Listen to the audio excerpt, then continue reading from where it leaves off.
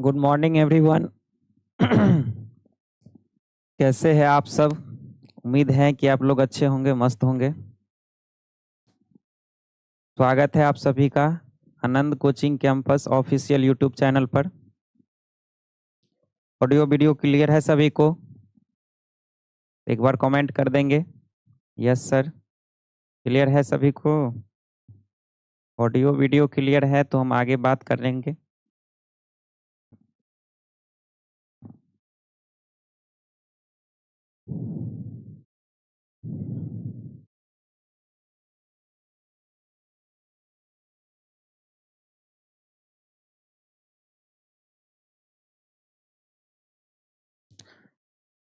चलिए, हम लोग पढ़ रहे थे, कल के क्लास में हम लोग कंप्लीट कर लिए थे इट, इटली के एकीकरण।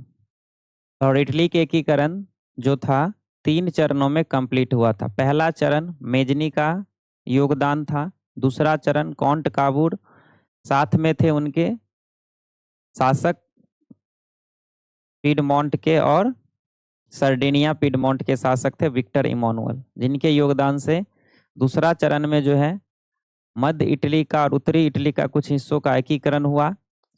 फिर बाद में गैरीबाल्डी आए तीसरे चरण में। उन्होंने अंतिम रूप से जो है इटली के दक्षिणी इटली के जो हिस्से थे सिसिली और नेपल्स, उनको एकीकृत किया। बाद में 2 हिस्सा बच गए थे, क्या, वेनेशिया और रोम, जिसको विक्टर इमानुअल ने 1871 में एकीकृत करके कंप्लीट कर लिए थे। तो अगला जो है हम लोग का, वो अगला टॉपिक आज शुरू होगा, जर्मनी का एकीकरण।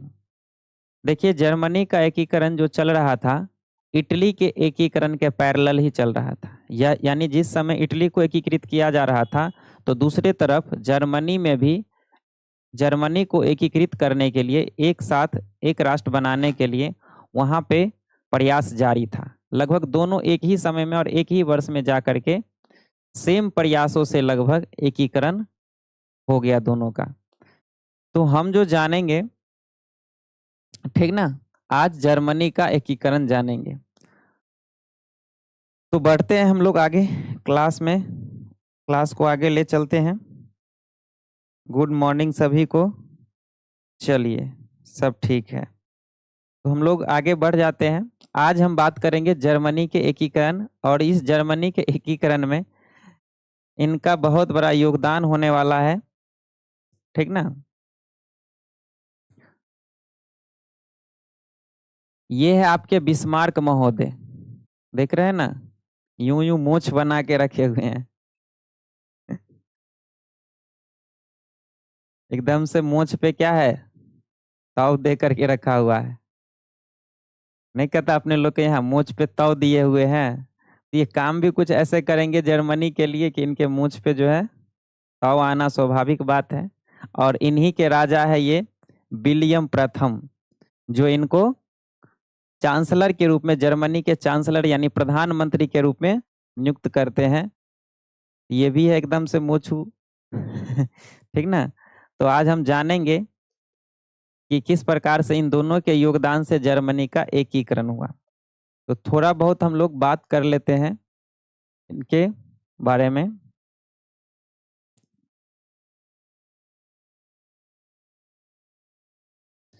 हम क्या जानेंगे, जर्मनी का एकीकरण।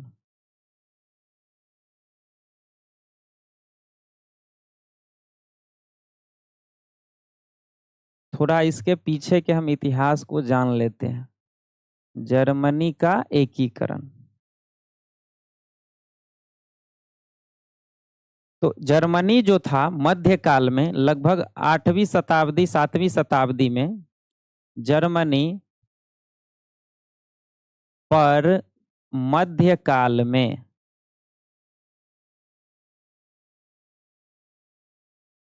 मध्यकाल में लगभग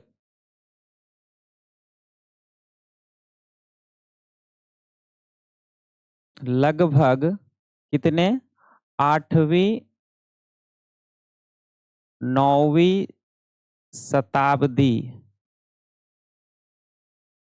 में सार्लमा नामक सार्लमा नामक जो राजा था उनका शासन था, सार्लमा का शासन था। ठीक। जर्मनी में मध्यकाल में 8वीं-9वीं शताब्दी में जब मध्यकाल की शुरुआत माना जाता है तो यहाँ पे सार्लमा का शासन हुआ करता था। फिर उस समय लगभग जर्मनी 300 राज्यों में विभक्त था इनके शासनकाल में। और बाद में क्या हुआ, जब इनके क्षेत्र पर, इनके इलाके पर क्या हुआ, नेपोलियन का जब शासन आया तब क्या किया गया, इन पूरे जर्मनी को मिला करके एक राइन संघ बनाया गया।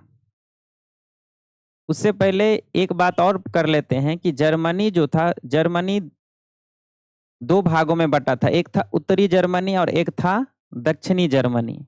उत्तरी जर्मनी जो था वहां पे प्रोटोस्टेट जो ईसाई धर्म का एक हिस्सा है, ईसाई धर्म दो भागों में बटा था, प्रोटोस्टेट और कैथोलिक।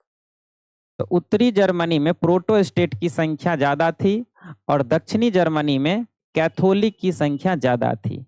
तो यहाँ पर हम ये भी बात कर लेते हैं, जर्मनी के उत्तरी भाग में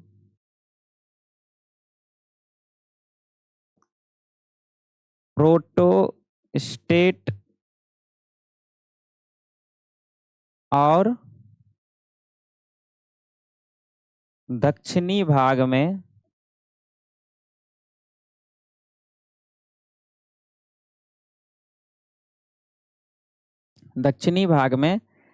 कैथोलिक लोग रहते थे, कैथोलिक लोग रहते थे।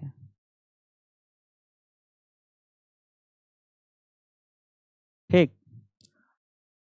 तो जिस समय सार्लमा का शासन था उस समय जो यहाँ के लोग रहते थे ये प्रोटेस्टेंट और कैथोलिक में बट करके दो भागों में जर्मनी में रहते थे। और इन लोगों में उत्तरी जर्मनी के तुलना में दक्षिणी जर्मनी के लोगों में राष्ट्रवाद की भावना की थोड़ा कमी थी। लेकिन जैसे ही इनके इलाके पर नेपोलियन का कब्जा हो गया, जैसे आपको पता है पीछे बताए हैं कि नेपोलियन जब फ्रांस का सम्राट बन गया तो उन्होंने अपना विजय अभियान शुरू किया और वह बारी बारी से अपने सटे हुए प्रदेश पर कब्जा कर लिया, जिसमें वो इटली पर भी आक्रमण किया और उसको अपने कब्जे में ले लिया और बाद में जर्मनी को भी ले लिया। तो जब जर्मनी पर इनका प्रभाव हुआ तो ये क्या किया, जर्मनी पर कब्जा करने के बाद नेपोलियन ने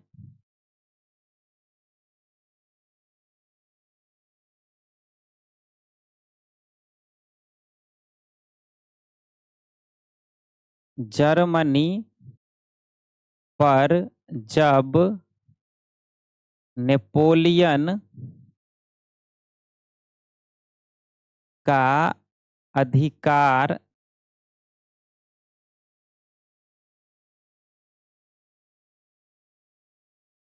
नेपोलियन का अधिकार स्थापित हो गया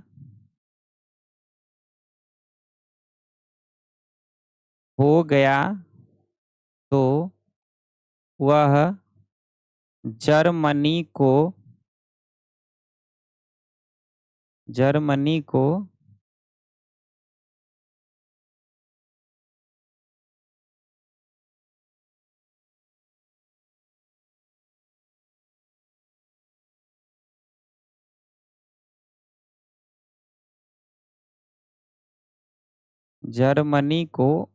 1806 में, कितने में, 1806 में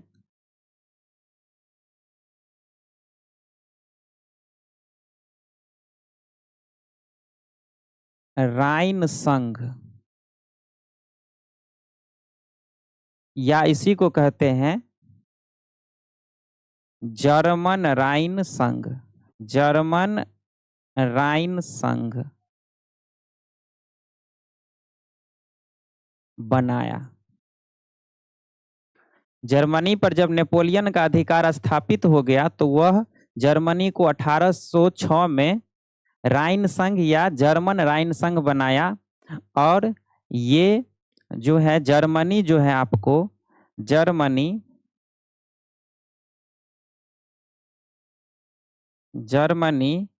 39 राज्यों का नेपोलियन के समय में 39 राज्यों का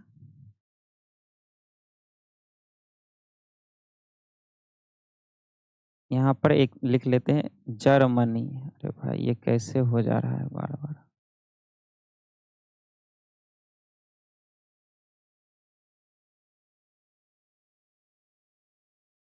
जर्मनी 39 राज्यों का संघ बना।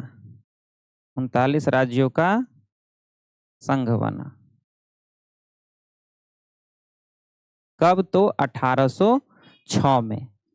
तो इस तरीके से जर्मनी पर मध्यकाल में सार्लमा का शासन हुआ करता था और सार्लमा के शासन काल में ये बहुत बड़ा राज्य था और ये 300 लगभग टुकड़ों में विभाजित था और यहाँ राष्ट्रवाद की कमी थे। उत्तरी जर्मनी में जो है प्रोटेस्टेंट रहते थे और दक्षिणी जर्मनी में कैथोलिक लोग रहते थे।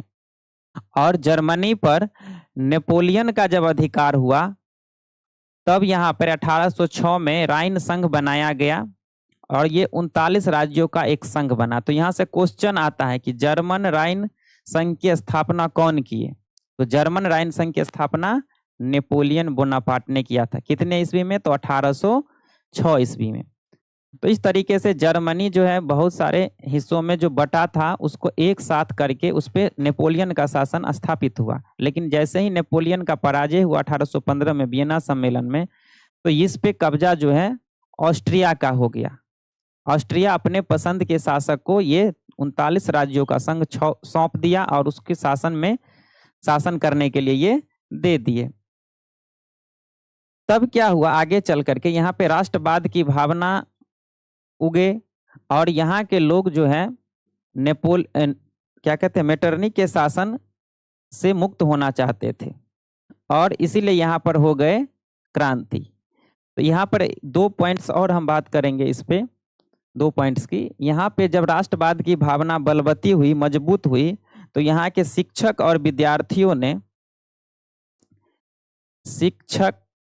विद्यार्थियों ने मिलकर जर्मनी में शिक्षक और विद्यार्थियों ने मिलकर एक संगठन बनाया, एक जिसका नाम रखा ब्रुसेनशैफ्ट। नाम रखा ब्रुसेनशैफ्ट। ये एक राष्ट्रवादी लोगों का एक संगठन था राष्ट्रवाद को आगे बढ़ाने के लिए जर्मनी में। तो शिक्षक और विद्यार्थियों ने मिलकर ब्रुसेनशैफ्ट नामक संगठन बनाया। जर्मनी में और राष्ट्रवाद को बढ़ावा देने के लिए, जर्मनी में लोगों को एकजुट करने के लिए यहाँ पर 1834 में व्यापारियों ने जालवेरिन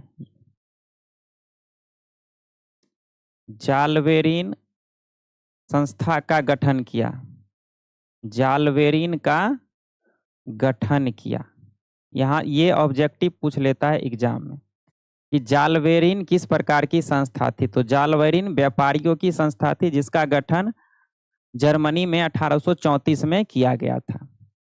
तो इस प्रकार से जर्मनी में शिक्षक विद्यार्थियों के द्वारा और वहाँ के मध्यम वर्ग और किसानों के द्वारा राष्ट्रवाद की भावना मजबूत हुई। जब फ्रांसीसी क्रांति चल रही थी तो जर्मनी भी इससे प्रभावित हो रहे थे। तो यहाँ के लोग एकजुट हुए और जर्मनी में चाहते थे कि जनता